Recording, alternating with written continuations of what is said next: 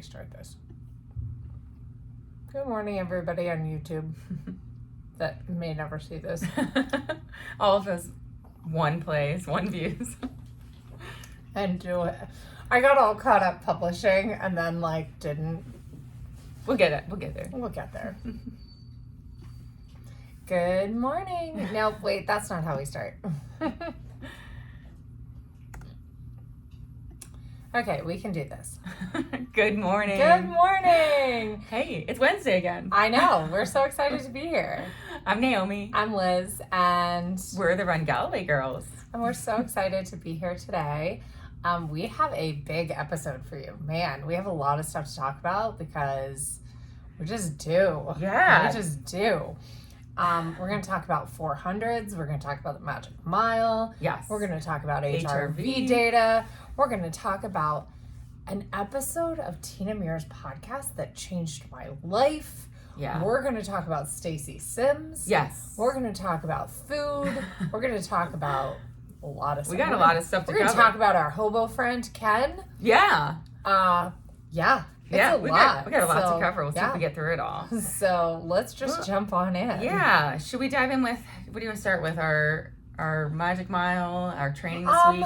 Let's start off with the little, what was it? It was a message on Facebook about the show. About our episode last week. About our episode last week and getting vulnerable with food and talking about size and fueling and all of that.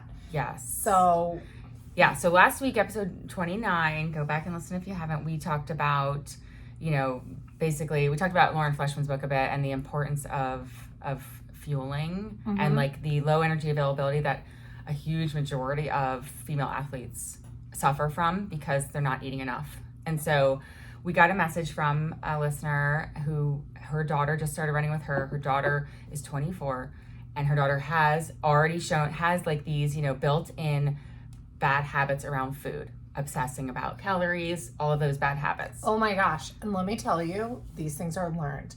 So yesterday we did Kona Ice at work. And I run a childcare center. And Kona Ice is literally a cup of shaved ice with syrup. That is 50% stevia and 50% sugar. I did not know that. Low calorie syrup.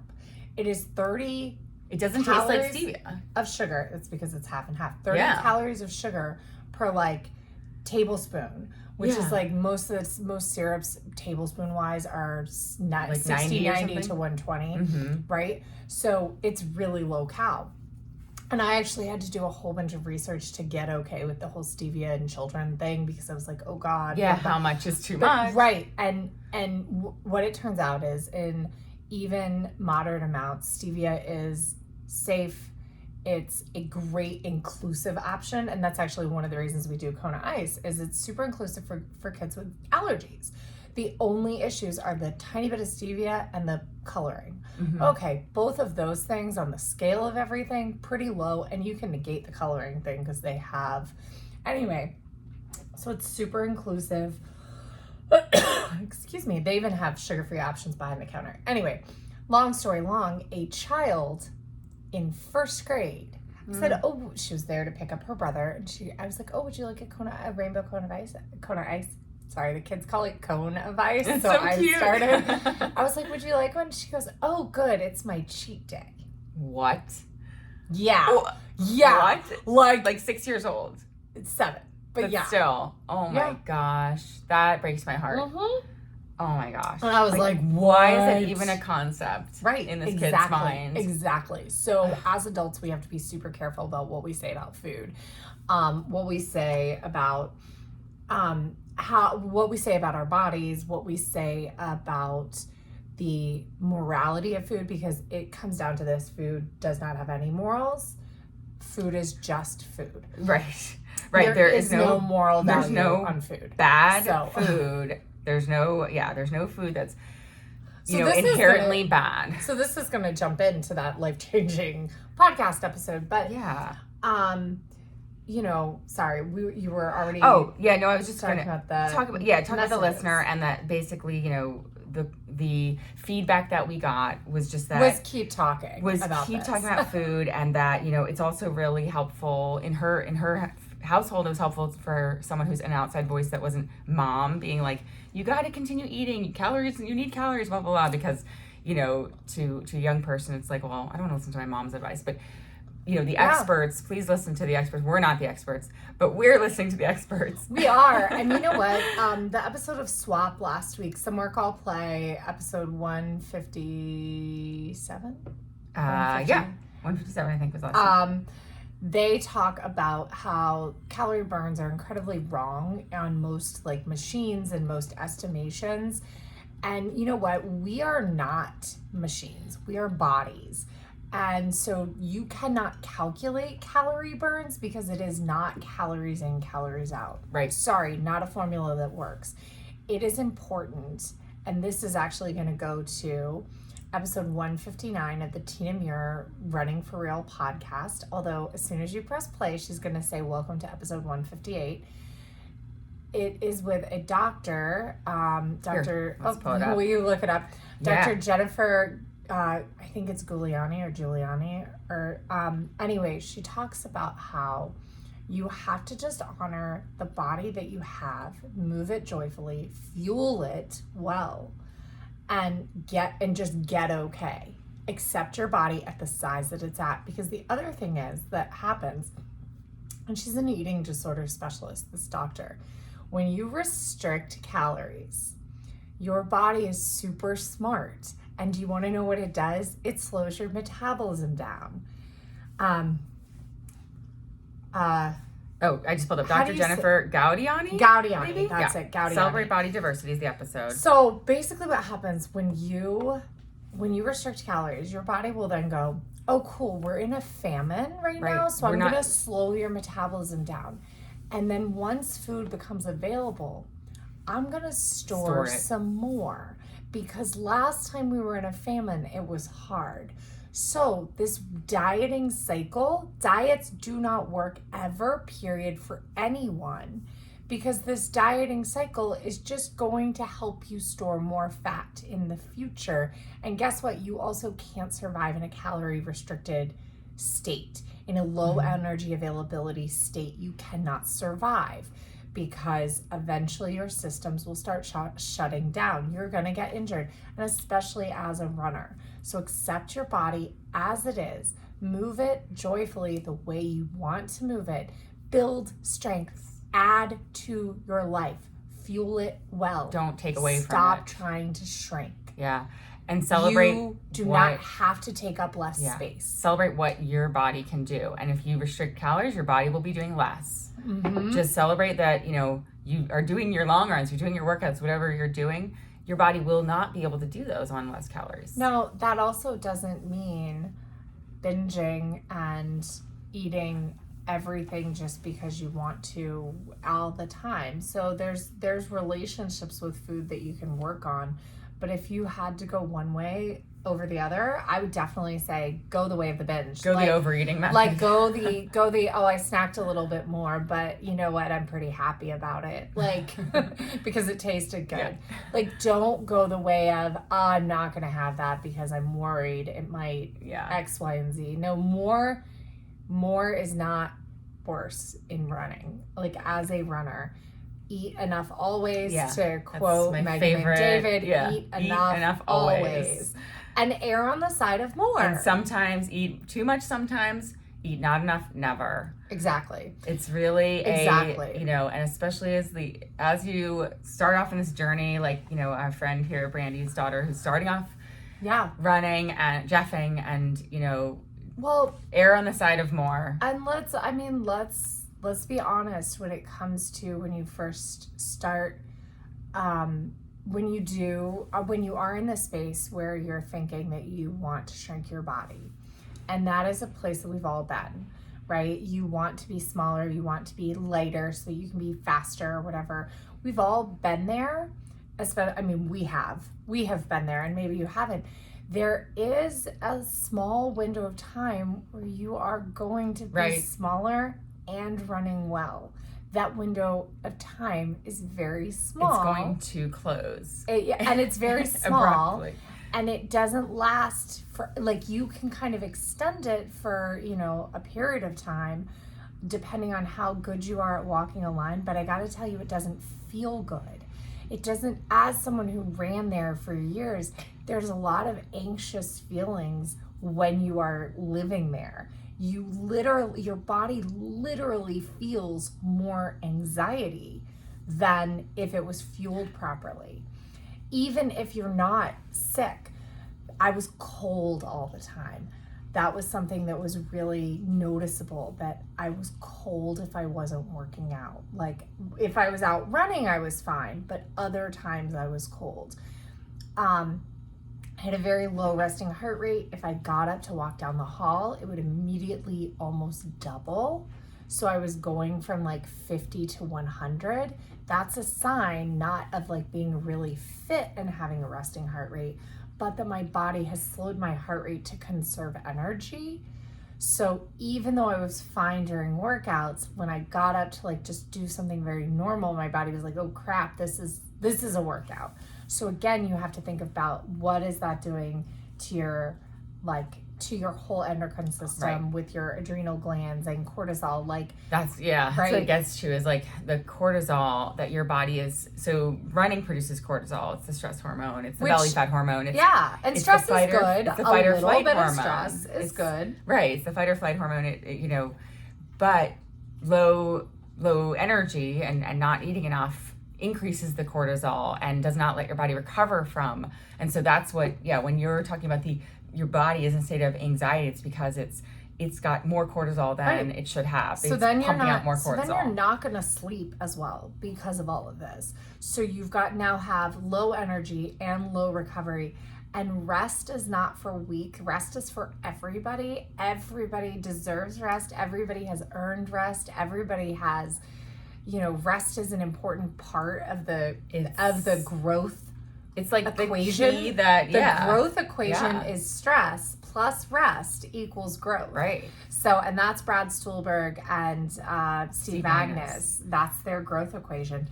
And then the biggest takeaways from this episode, from 159, episode 159, Running for Real, of Running for Real, was that our friend Tina, eating disorders, and I think we kind of call them disordered eating behaviors, but this is a professional in eating disorders that said it's most people who have disordered eating behavior, she believes, actually should just say they have an eating disorder, because own it and give it a name.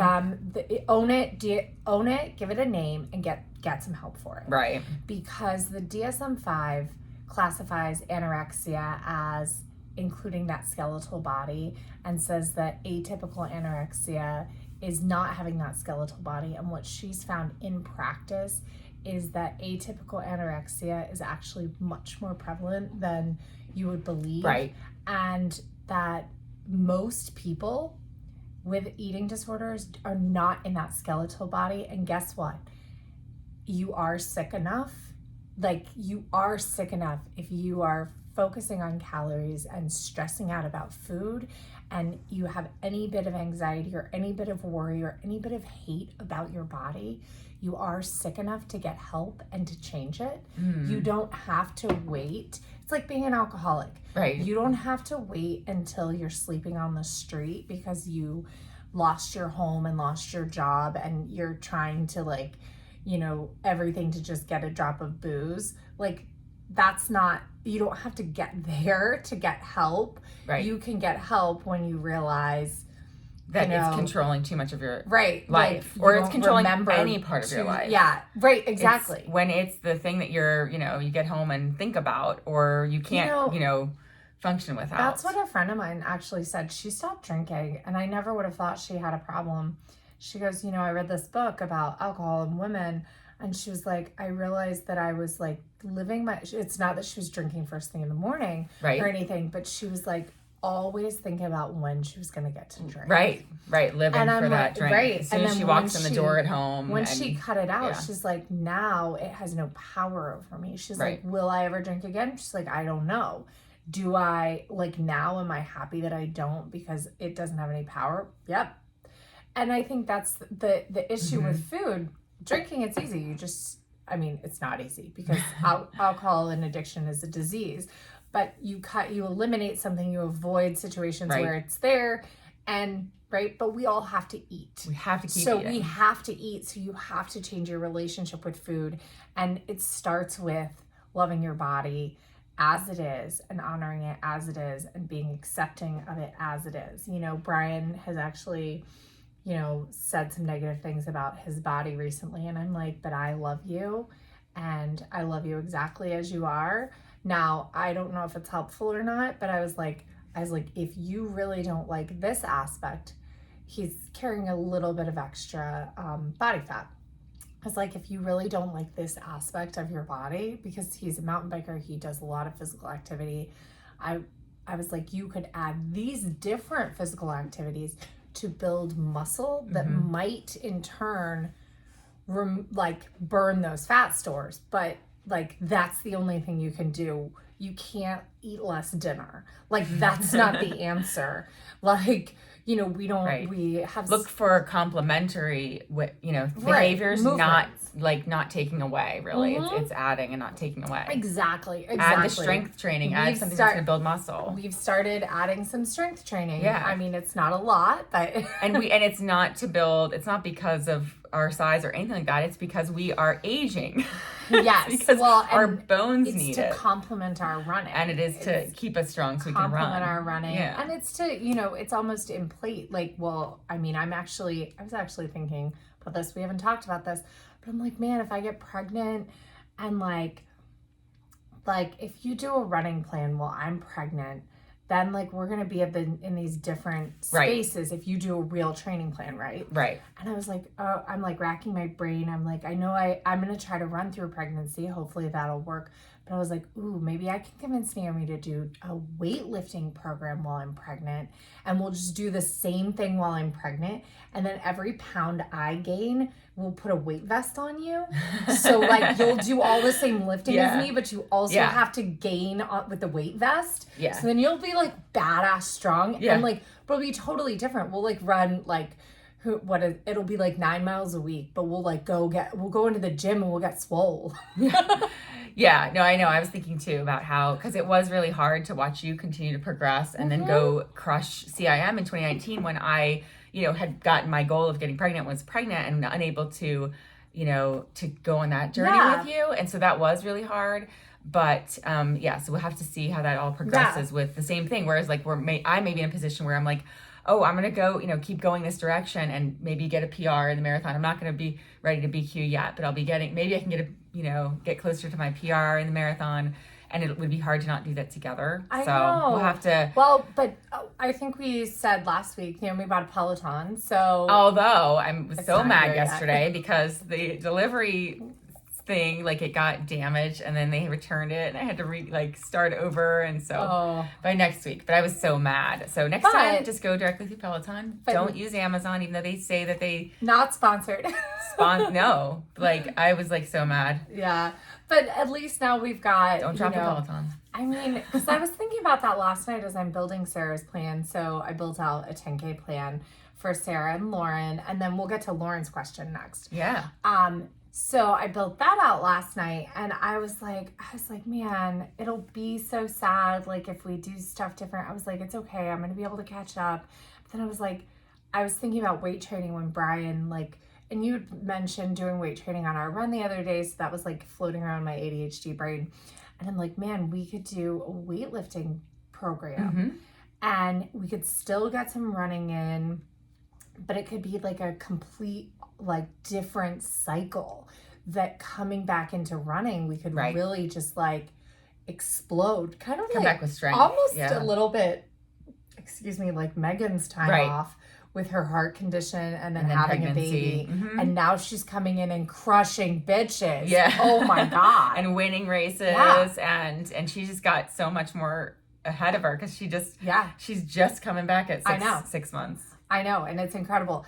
And like, I think strength training will be how I'll be able to, if this cycle works and I have a baby next spring, I think that's how I'll be able to do CIM. I mean, CIM will be the following December. Yeah. We'll keep, it's all we'll just It's keep all fluid. moving with it. And, it's all fluid. And as much as like it sucks to like see a downtrend or a like, oh, I'm not doing what I was doing, it will come back really quickly. Yeah. And look at how like quickly we both we were both getting back into fitness at the same time right now. And so it comes back very quickly. I mean, I gotta tell you, I feel so like I almost feel like shit. I'm close to the runner that I used to. I'm close to the runner that I was in 2017 when we started training together. I think that if I were to do another marathon build, I think I would be right between 340 and 345 in a marathon. Yeah. I could probably do like a late summer marathon because I can run in the heat. Very few people can, but I can run in the heat. Like just feeling the way I was feeling when we did. So on Sunday, our friend Ken is a pacer. You need to go on Instagram and follow him. He is at the Hobo Runner. Does he have underscores? No, it's just the Hobo Runner. At the Hobo Runner, yeah. So Ken is a very interesting person. He was reborn when a car struck him while he was cycling, and who he used. And it was a hit and run. It was a hit and run. It was a horrible. And who he used to be died that day, and this new Ken was reborn. And he was like, oh, I'm going to steal that because I mistakenly said accident. And he said it was a decision that this woman made to hit and run. Yeah. And so I was like, so it was your rebirth. He's like, well, I'm going to steal that. So he was reborn as who he is now. And running is really what saved him. And it was a Brooks running commercial, which was such a cool story about like zombie runners. He was like the undead. They put on these Brooks shoes and they came alive. And so he has been a pacer and a runner at so many races. And he's just such a wonderful person. We met him at the Disney Marathon in 2019. And then he came out to CIM and he paced me to my first BQ. He went to Mountain Beach. Yeah. Paced me to my first BQ. And he stayed with my parents because I didn't have a guest room at the time. So he stayed with my parents. He stayed with Naomi. He stays with us when he comes visit He's now. Uncle Ken. He's Uncle Ken. My kids absolutely love him. Julian is obsessed with him. Yeah. He's obsessed. And he's so fun with the kids. And he's like playful. And he's the greatest. And he paces for a bunch of different companies. So he's now pacing mostly with On Pace, I think, of course, with Jeff. And with Galloway. With Galloway. Yeah. And he had, so from the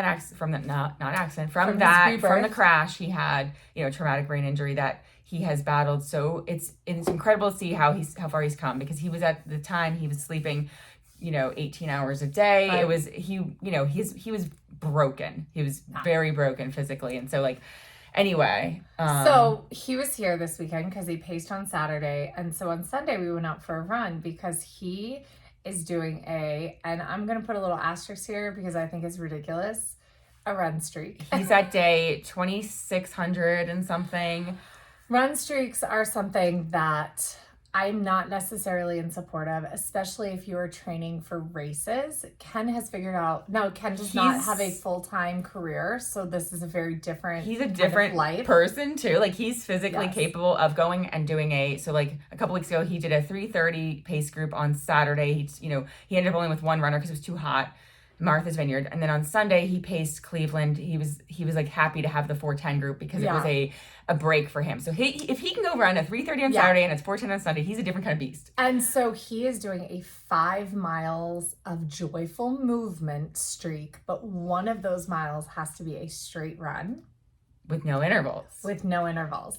And he also does this run streak where sometimes what he does is he goes out at 11 o'clock at night. 11:59 or 11:50 and does 1 mile and does his next mile where he's done 4 other miles that day because they don't have to be continuous. Isn't that correct? Right, but usually he'll do them. So he'll like leave at 11 p.m. He'll get 5 miles in, but some of the miles might be 12, 13 minute pace. Yeah. And then he'll do his next 5 like from midnight till 1 to a.m. 1, and then he'll have off 46 hours till he needs to do it again. No, he lives a life where he can do that. So anyway, so we're out running, and we're going to do 5 miles at least. And he was like, well, I do have to do 1 straight mile. I'll do it later or whatever. And I was like, well, we can do a straight mile with you. Like, that's fine. It will and he's like, you know, and like we're joking because he will sometimes do it at 12-minute miles or something because let me tell you. He has no shame in man that can pace game. Run any pace.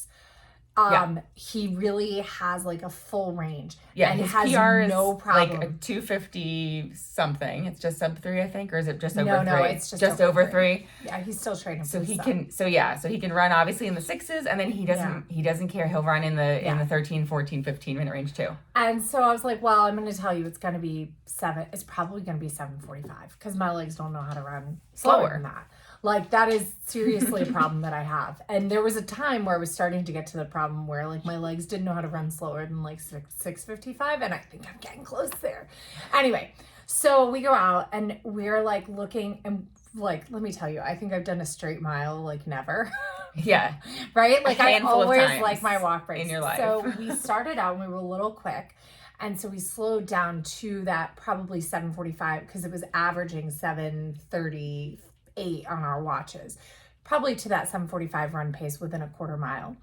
But then, and it felt hard. I'm also not gonna lie, like it did feel like, man, if only I could take a walk break and speed up. Yeah. Like that's how I felt the entire time running. Yeah. I was like, I would just like to take a walk break and speed up. 3 to 4 minutes in felt like a long time to run. So we get into that like halfway-ish point, and I start to notice that like the time is clicking down, and I'm like, hey, I didn't say it, but I swear Naomi knew that I was thinking it. I was like, I gotta go because this is gonna. Oh, maybe I did say this is gonna be a mile PR for me. I'm gonna go, but I know that I know that I thought it. I was like, I'm gonna set like a mile PR since coming back. Right. And we ran, a 7:9. I started my watch a little ahead, and Naomi started. So we both ended up 7:19, 7:20. But it was amazing. I think I looked at my like finishing run speed, and I was like in the 6s, and it was like, it just felt so we built after like our little like starting off a little too fast, leveling out, we then built that last quarter mile, faster. Which is like, it was just great. And it just gave so much confidence. And the coolest thing is, and I shared this on stories on Instagram, I plugged in this magic mile time of 7:19, and it gave us a 4:09 in the marathon and a 1:55 in the half, which is what we just ran. It's what we just ran this season. Now, I actually think that what it tells us is that we're actually faster in the half now. I think that even on Jeff's course, if we were to go back on an equivalent day now and do that race, we would be closer to that 1:55, 1:54, 1:55 than we are now. And I almost think like, had we had a better weather day at Mountains to Beach, we probably would have beat that or if I had not had GI distress. Right. Like, because we stopped like 3 minutes in the race. And if we also did not, if we'd taken a walk break during this magic mile and actually done it like I think we would have been faster. We would have been faster too. Like this, because we didn't really intend to do a magic mile, but it was a great example of how the magic mile can inform like where you are. And it's something that you don't have to go to the track to do a magic mile. Right. You can find a nice stretch of trail. Now, this stretch of trail that we were on is a 1% negative grade. However, the first quarter mile actually is uphill. So it does, I would say it's net flat, which is nice, but it does have that little downhill finish a little bit. It's 1%. It's really nothing. But find a little section that you love. It's actually a Strava segment. Find a little section of trail that you love. Find a section of road that you love. Like if you're strong going ups and downs, it doesn't have to be completely flat to do your magic mile. It should be effort-based, 85 to 90 max, no puking at the end, able to continue going. I think we took 2 minutes maybe of walking and then went back on. Continued running with like 30-30s. Yeah. It was great. Yeah, the magic mile is not, it's not an all out mile, and it's not a, you don't need, like with any of these also with what we did yesterday, it does not need to be like you don't need to wrap your mind around it being this workout that you have to hit a pace. And that you have to win. Right, or win. Yeah. Because the cool thing, especially in the 5 and the 10K plan, in the marathon, I think you do, in the marathon plan, and we've never really done them, you're supposed to do a magic mile every 3 to 4 weeks. In the 5K and the 10K plan, you do a magic mile every other week. So even if you have an off week, it doesn't mean that you're getting slower. It just, you go back to the week before's magic mile. You go with your best magic mile of the season to calculate your times. And here's where the magic mile helps, right? So you're training for a 5K, you take your magic mile, you had 33 seconds. That is your projected 5K per mile pace.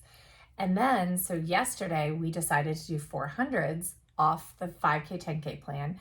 So you take that projected 5K pace, and I was wrong. I actually took instead of a stretch goal, it was exactly what our magic mile predicted was what we ran yesterday. Okay. Which is so crazy because we had I put a range in for our 400s yesterday. Yeah. And we ran exactly the pace for our projected 150 average for our projected 5K, current 5K time. That's amazing. 24:26. It's insane. So you take your 5K pace, so magic mile plus 33, you subtract 8, divide by 4, and that's what you run the 400s in. If you need help with that math, shoot us a little email or message. Or just go to Google Jeff Galloway magic mile, and the calculator will come right up for you. So, and it explains it all there. That's something so wonderful about Jeff. He gives away so much of what's in his books, what's in his training. So if you're motivated to do it yourself, his 5K, 10K book is incredible. That is the book that I'm using to coach my athletes this season because it's a fantastic workout plan. It is incredible. We may adjust it here and there, but it's so good as is. It doesn't need adjustment. Adjustments will happen due to schedule and other things, and that's where a coach can come in and really help you analyze, okay, are you injured? Are you burnt out? What do you need right now? Right. But the plans, I got to tell you, if you are someone who does not get hung up on following the letter of the plan and can take a breath, step back and figure it out how to balance a plan with your real life, you might not need a coach. A lot of people can do that. Type A assholes cannot. I'm a type A asshole. I need someone to come and tell you, stop doing that. And for me, let's do this instead. It's almost like I need a training partner like Naomi, because it takes me out of it for me and makes it more about us. And then it's like, it's so much easier to be like, well, this is what we need today. This is like, you know, because I'm always okay to run easy. So like, if Naomi needs an easy day, it's like, okay, great, let's just do it. That's awesome. Very rarely will I be like, nope, I just really need an easy day. Like I did a ton at the beginning of the season, but most of the time, if Naomi's like, come on, let's try it, I'll woman up. What's cool, so Jeff gives away the building blocks. Mm-hmm. So another one that we did yesterday and that we incorporate into our plans are the drills. Oh, yeah. So the cadence drills and the acceleration gliders. And I got to tell you, if you're only going to add one set of drills to your life, add the cadence drills. They will make you faster. Yeah. They will 100% make you faster. The cadence drills, you would think in the acceleration gliders, we would have had faster paces. Right. Nope. We had them in the cadence drills. The cadence drills was the fastest running that we did. And you are not thinking about going fast when you're increasing your cadence. You are literally just trying to move your feet faster. And the trick is count one foot, either your right or your left, and just count the touch. And here's how I count. I count like up to 10, up to 20, and then I go back to 10 because it's hard to say 21 really fast. So I'm like 1, 2, 3, 4, 5, 6, 7, 8, 9, 10, 11, 12, 13, 14, 15, 16, 17, 18, 19, 20, 1, 2, 3, 4, 5, 6. Yeah. So that's how I do it. And if you're watching on YouTube, there's a dog that's climbing in our laps. But anyway, she's so goofy. She wants to go out.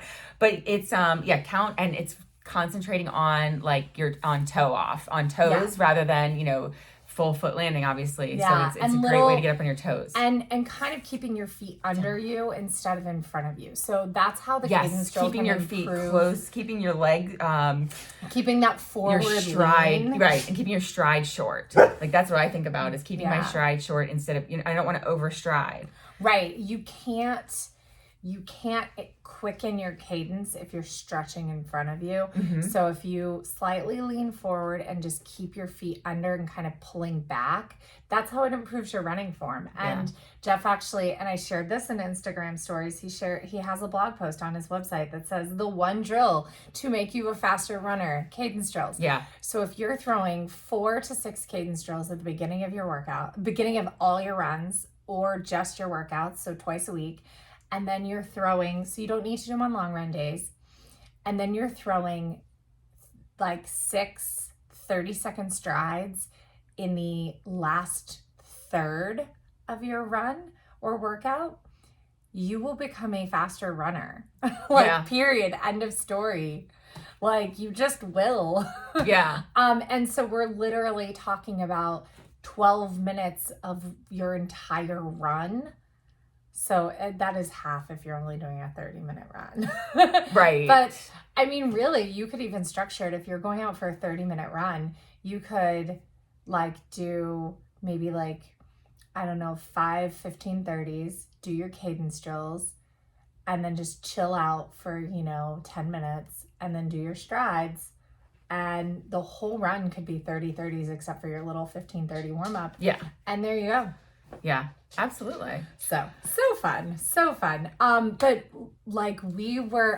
and let's just make sure that we put it out there. When we ran 400s yesterday, which is 1/4 of a mile, we took a walk break. Yes. In all but the first one, we took a walk break during a 1 minute and 50-second run. Yep. It equated to about a 45-15. We did it based on distance and based on pace at that distance. And it was sort of every time it was around 50 seconds. Yeah. Because that's, again, for us, 55 seconds feels like a really long time to be running. But the other issue is we were locking into a pace that was so fast. It was faster than the prescribed.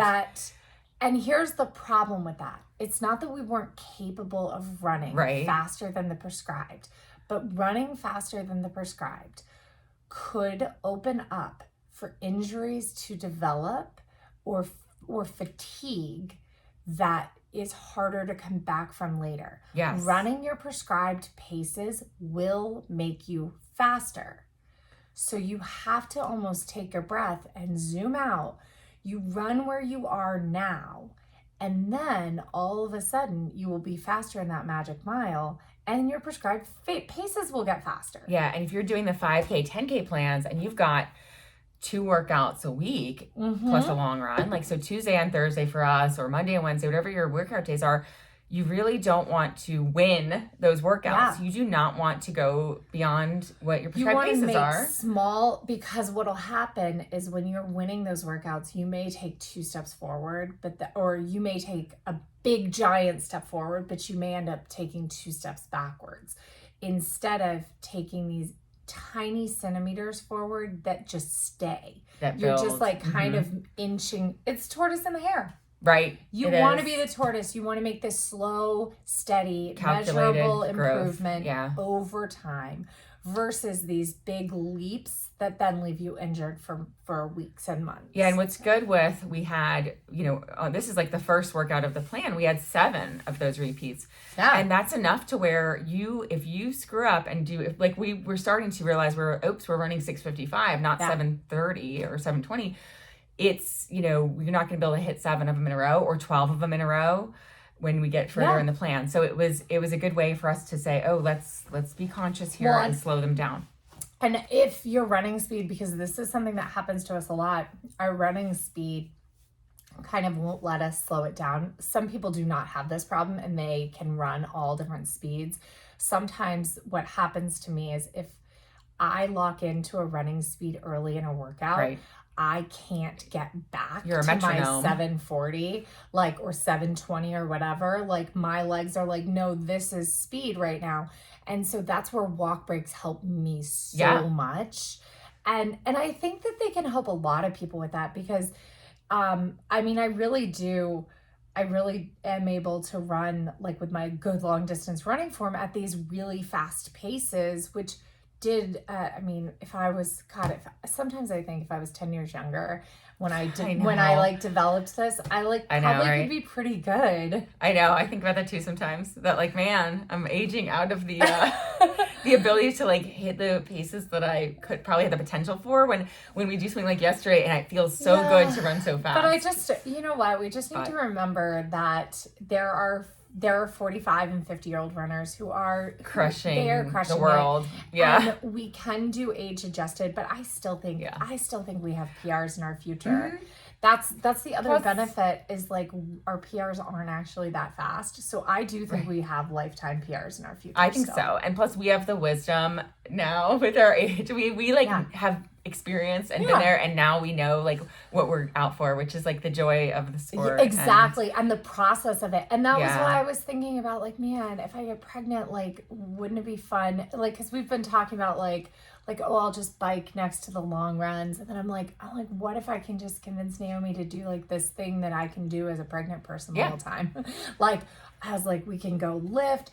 Well, because, all right, so my friend Jenny is having knee surgery today. I don't think she listens to the podcast, but last year, 2 years ago, she sprained her ankle, fractured her ankle really bad. And then this past year, she tore a ligament in her knee. And she did these like not doing fitness activities. She did them in her everyday life. Mm-hmm.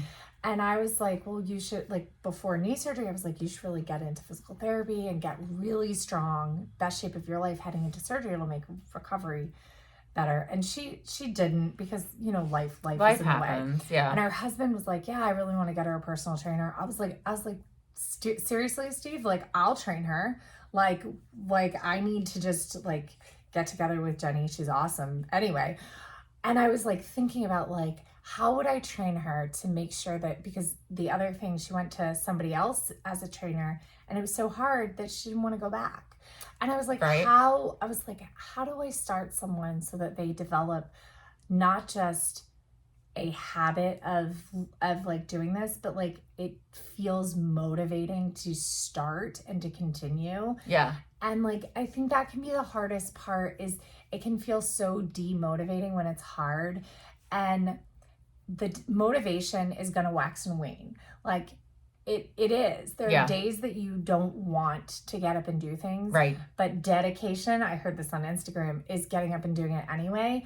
And I think having something that is an external motivator, like a training partner, which is why, or if you sign up for a race, that's an external training factor. I think even by yourself, though, some people, the race isn't enough. But, you know, actually, that's a funny aside. I used to keep a race on my calendar every 6 weeks, a 5K or 10K. Yep. Because you can show up with, if you have been running for a while and have a base, you can show up to a 5K or a 10K.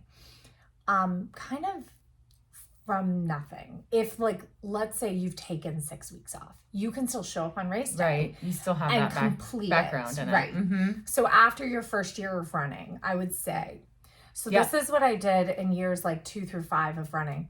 I had a race every 6 weeks. And so what would happen is I would run the race, and sometimes I would run the race and be like, yeah, I did really well. I'm going to keep going.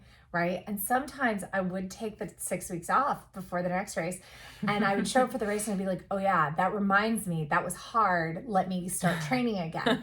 And so it was like this, kick in the pants. Right. But it was like this natural like rhythm of a reset. Where it was like, I always had this ability to remind myself why I continue to train. Without constantly training to where you burn out. Because if you just cycle and cycle and cycle and you burn out on it. Exactly. And like, you know, Sarah's doing a little 5K plan, but we don't have a 5K at the time when she finishes it. So she may do this 5K training plan without ever like running an actual 5K race. We might just do it as a time trial on the trail. And then she's got 3 weeks before the 10K plan starts. So if we can find a 5K within those 3 weeks, then we will. But it'll be really good to like get her like ready and confident. And now the other thing is, when you're doing these plans, you have to be realistic about what a percent improvement you can expect over a plan. True. Guys, 2% improvement is really 2 to 5 is really what you're looking at over a training cycle. Yeah. Which is not that much. It's not that much. It's a lot more when you're starting at a 12-minute Magic Mile. Right. Than if you're starting at a 750 Magic Mile or an 8-minute Magic Mile. 2% improvement and if you're brand new to running, you're going to have a lot more. Like, I actually remember my first 5K training or 10K training cycle, because we jumped right into a 10K training cycle because I had signed up for Army 10 miler in October. And then in September, we used to do the brain injury services 10K in September every year for my friend had a TBI. And anyway, so my very first Magic Mile was a 7:29. And my last Magic Mile of that season was a 7:01. Wow, yeah. Which is a huge improvement. Yeah. But that just shows that I was like coming from like nothing. When you're just starting out, you will see. You may see you may see a 10% improvement in a 5K. You may see in your first little bit. But then you're gonna get to the point where you like run a 25:13 after one, and then you have an improvement of a 25:03. or you have a 25:08 and then a 25:25, and you're like, oh no, I did, I went the other way. And it's the same. And it might be a different course. It's literally nothing. Oh, also, here is what I tell my swimmers and my runners and everybody. Ready? So if you're within 2 minutes, now with a 5K, it's not 2 minutes, but like a half marathon or a marathon. So marathon is within 5 minutes? 5 minutes. Yeah. 2 minutes for the half. We'll say 1 minute. Seconds 1 minute in the 10K. Okay. 1 minute in the 10K. And like 30 and seconds. 30 to 45 seconds. Yeah. 38 seconds in the 5K. Yeah. If you're within that, like slower, you are, I ran right on my time. Right on my time, right? Yeah. Okay. If you're 1 second faster, I ran a PR. Yeah. If you ran exactly the same time, you ran a PR. If you ran the exact same time, that is your personal record. You ran on your personal record. Yeah. Be happy. Right. Like, seconds, be happy, be excited. Like, I can't tell you how many like halves I went to and ran like just between 155 and 153, like all the time. Yeah. And I was like, it wasn't. I was like, oh yeah, I ran right on my time. Yeah. And be happy about that and celebrate that. And every race isn't going to be a PR. Yeah. So, which is just so great. Yeah. So, yeah. We should jump to Lauren's question if we have time. Oh yeah. So, Let's the HRV We definitely do. Okay. So you guys know that we're obsessed with Garmin. Garmin does HRV. We are not sponsored by Garmin, but hello, if you are listening at Garmin, we would love to review your new watches. We love our Phoenix 6s. So they do HRV. Apple Watch does HRV. Whoop does HRV. Everybody's doing HRV. What is HRV? We talked about it in an earlier episode. Mm-hmm. It is heart rate variability, which is the length of time and the variability in the length of time between your heartbeats. Your heart is not a metronome. It's not clicking off with the same spacing. What it's doing is it's like beat, beat, beat, beat, beat, beat, beat, beat, beat. And it has variability between those beats. Mm-hmm. And a lot of variability means you're nice and calm. Because as we talked about earlier, cortisol, stress hormones, adrenaline, those things make your body go, oh shit, we need to be on beat, which decreases your variability between your heartbeats, because you are in stress. You need to react. You need to be more of a machine, right? More of an on point, alert, like aware. Okay. Right. So low heart rate variability means you are on high alert. High heart rate variability means you're chill as fuck. So heart rate variability is also very personal. Like, your range of what is normal to you is very, very personal. It has to do with every system in your body. Some things that can help improve your heart rate variability within your range and bump your range up are hydration. So I have POTS, and so that's like a postural or orthostatic tachycardia syndrome. My POTS is super well managed right now through exercise, long story long, there's a study that a doctor called it Grinch syndrome. The heart's too small. So you have to like almost over condition the heart so that it doesn't go into this POTS like way. And one of the things that happens because of this is when I take time off, I actually decondition really fast. Now I also can get it back fast, but long story long on that. So my heart rate variability is actually pretty low in compared to the general population, like the bell curve of the general population compared to Naomi's. Like mine's half. Like Right. really, my heart rate variability. Mine is half like of hers. typical for athletes. Mine's like Right. up in the, high 80s, low 90s is like what you want to see if you're an athlete. Well, so one of the things that's really helped, and I should have been doing this all along because it is a treatment for POTS, is taking more sodium. So I take sodium before bed, and that has greatly improved my heart rate variability. By like 30%. Yeah. Because it's... Well, training. Yes. So going together. from Those two things together. Not training during my IVF cycles, IVF being stressful, and then starting training, I've seen an increase, and then adding supplementation at night that has helped drastically. I've already mentioned rhodiola rosea and magnesium, taking those two supplements at night. I take Thrive for the magnesium, and then I'm taking pure encapsulations for the rhodiola rosea. And I reached out to Dr. Stacy Sims on the dosing for that because I think I shared there was a sleep product that she helped formulate. Anyway, Naomi's actually finding that 4 of them versus I take 6 based on her recommendations. Anyway, long story long on that. But salt has really helped me. I take 2 salt chews before I go to bed, which seems so silly.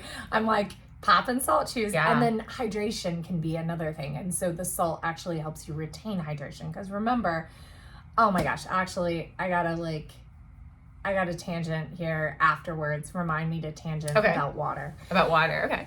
Okay. Oh, and AG1 has, like, for David Roach, he's seen it with AG1, which has a lot of really great... Rhodiola rosea in it. Exactly, and ashwagandha. CoQ10, ashwagandha. Things that, so those things have improved his heart rate variability. And so heart rate variability is basically, it's going to improve when your body is under less stress or has more ability to recover. Balance from it, and has more of the ability to recover. Yes. Now, your Garmin data is going to give you a heart rate variability every night.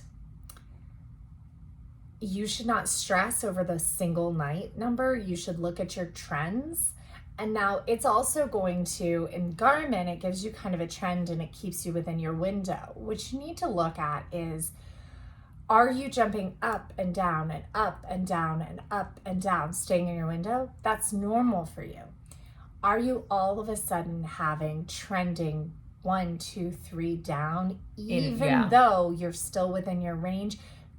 I would say after 2 nights, be on alert, look at the 3rd night. If you're still trending, you need to fix something. You need to decrease your activity, you need to increase your nutrition, you need to increase your rest. Yeah. So look at your trends. Don't like say, I can't do this because my heart rate variability is bad. Like I had crap HRV when we were going for the race. It was shitty for the marathon. We still did great. No problem.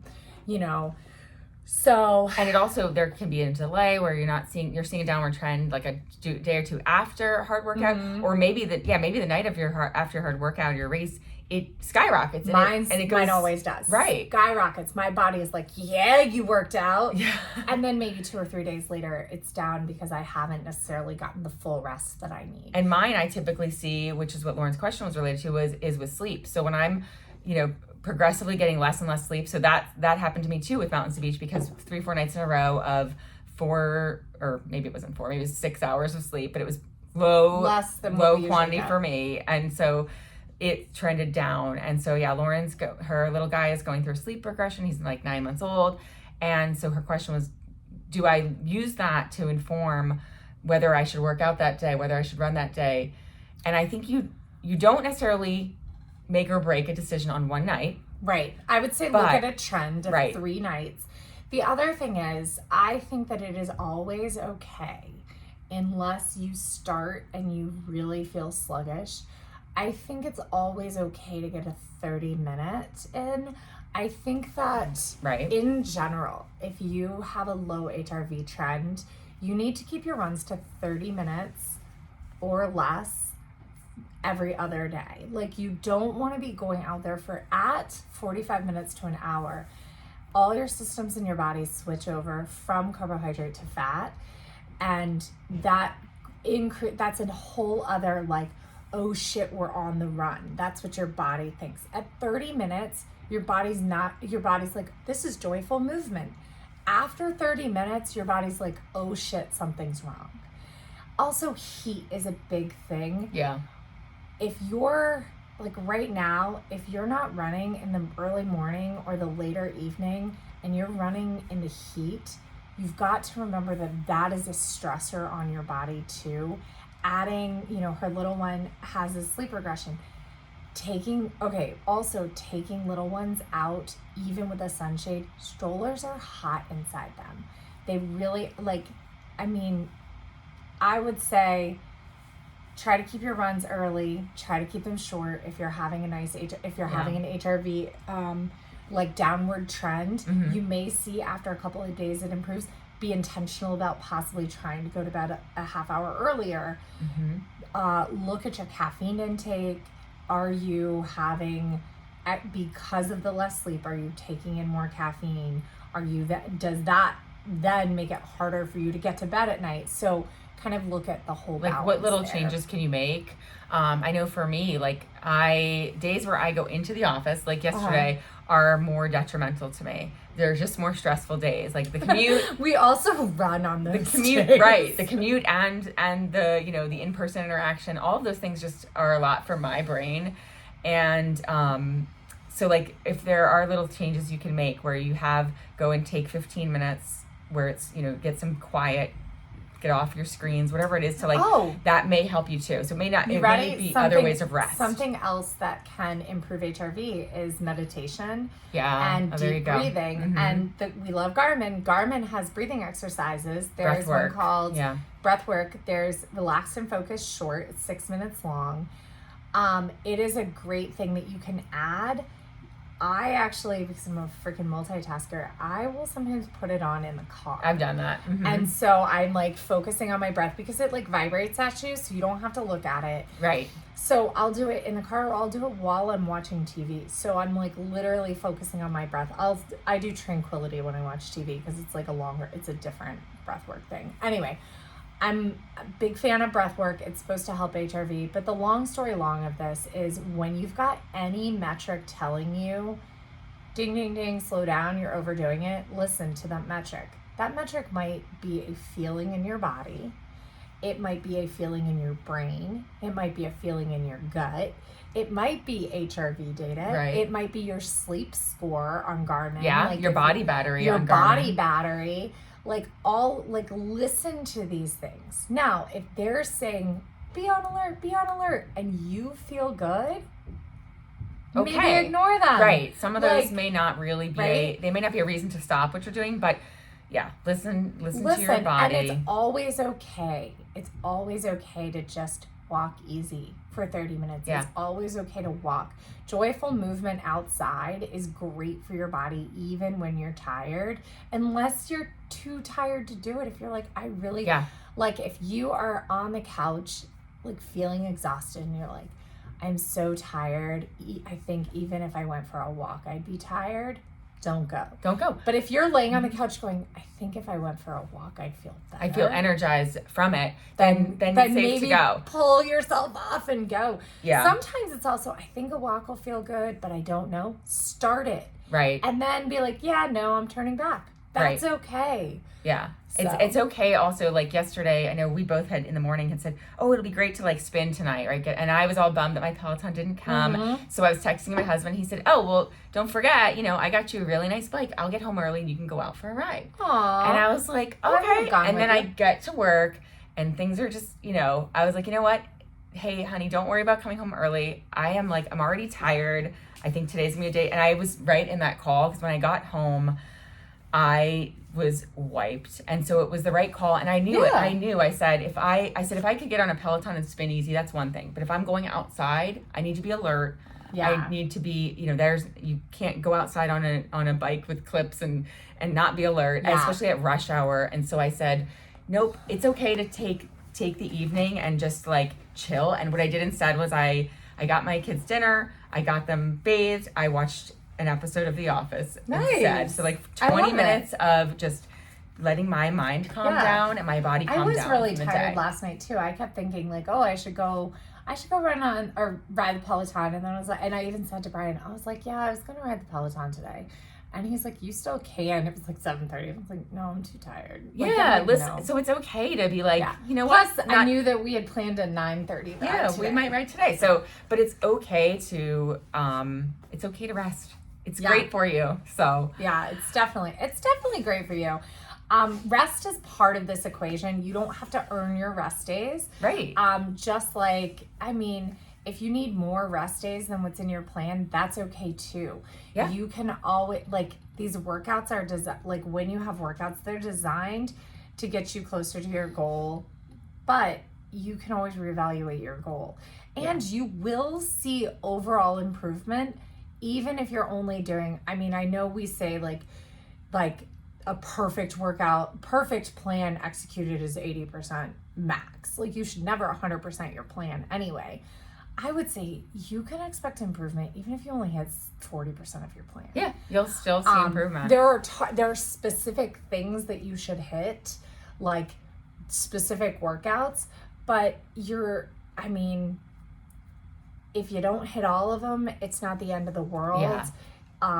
And you just reevaluate your goals too. Yeah. So you're not a failure if you miss a workout, if you miss a day, if you do this, you didn't fail at anything. Yeah. You're still winning. Yeah, because this is our recreation. This is supposed to be our joy. This is supposed to be our fun. We're supposed to love this. So a couple of other things that, we kind of talked about this last time. A couple of other things that we were just kind of noodling on. Stacey Sims, in an episode of something that you watched, I was recently re-listening to an interview on Another Mother Runner with Stacey that they had just republished because it's still good information. It's so good. And Naomi brought up the chocolate milk because Stacey Sims said chocolate milk is not an appropriate recovery for women. Women need more protein. And I challenged that because all the research says a 4-to-1 carb to protein ratio in the 30 minutes to an hour post-workout, right? And granted, the research is done on men, but the 4-to-1 carb to protein ratio, chocolate milk does have that. But Stacey Sims was saying, oh, women actually need a little bit more protein. And I'm like, okay, I'm not going to argue that more protein, a protein shake isn't a great idea. But chocolate milk is also still a great idea because I brought up, I wonder how many, in the comparison, because women, if professional soccer players, because we talked about that last week, professional soccer players are at a calorie deficit, low energy availability state, or walking that line, how many people, when looking at that, chocolate milk isn't good enough for women, we're walking that line of low energy availability. Yeah. And I wonder if in appropriate energy availability, if chocolate milk is enough, and if they're at that line of low energy, nope, you feed it more protein. Now, I'm all about the add more protein, but I still think probably drink some chocolate. If chocolate milk is your jam, drink some chocolate milk and then throw some more protein on it. Yeah. Great. Because I'm back on the protein bandwagon. Yes. I jumped off for a little bit just because I was I kept forgetting to mix up my shakes. And I need to get more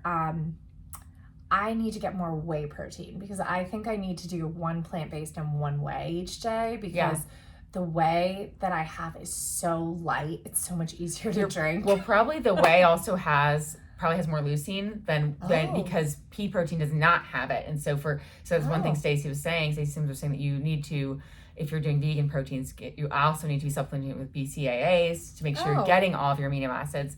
But if you're doing whey, since it's animal product, it probably has the leucine. So and then I add more collagen. I've been on the Orgain Sport, which I really like. It's instead of being 20 grams of protein, it's 30. And then I add 2 scoops of collagen peptides. So that adds another 10 grams of an incomplete. Right. So collagen is an incomplete protein incomplete protein source, but it does add some protein. Collagen is fantastic for your muscles, ligaments, joints, things like that, skin, hair, nails. So it is something that you can add, but do not consider collagen grams of protein as protein grams. They're kind of like, you take them out just like you take fiber out of carbohydrate grams.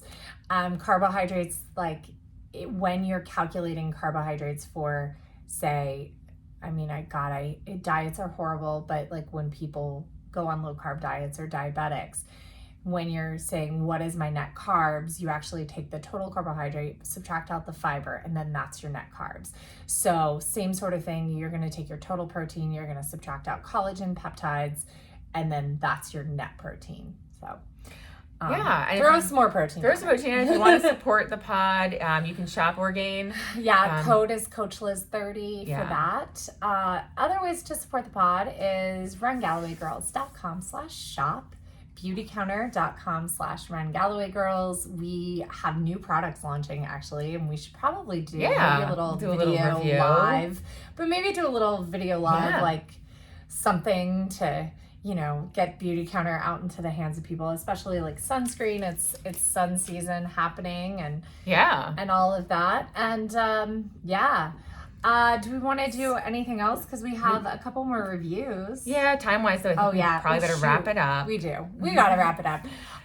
So maybe we can record another one this week. Yeah, we have a long weekend. Every week. We have a long weekend, though. Oh, yeah. So this weekend we'll have an extra day. But guess what? We did 30 episodes. This is number 30. I can't believe it. Oh my goodness. Right, thank you guys for listening. And thank you guys so much for all of your support. Please rate and subscribe to us. Follow us wherever you listen, but please also go into Apple Podcasts and follow us there. Leave a review there. It helps people find us. We love doing this. It's a labor of love. Please send us questions. We will try to chat on any subject you want. And thanks for running with us. Thanks so much. Bye. Bye. Oh, wait, hold on. Now we can say bye. All right. Bye.